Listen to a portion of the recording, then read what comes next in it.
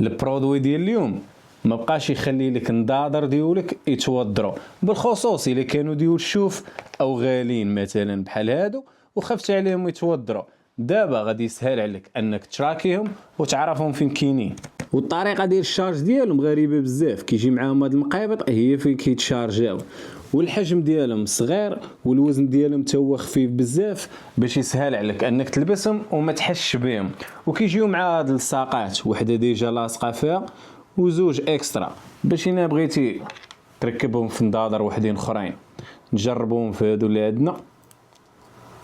ساقه حيدت فين سخون هنا مثلا على بركة الله.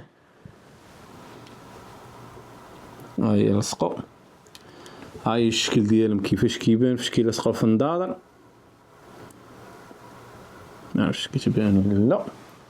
المهم نلبسهم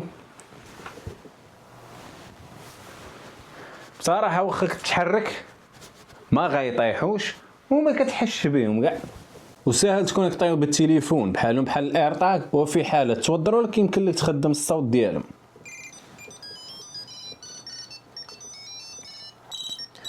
وبصراحه الصوت ديالهم مجد، تقدر تسمعهم واخا تكون بعيد، جميل. هادو غادي يحتاجوهم كاع الناس اللي كيتوضروا لهم النضاضر بزاف.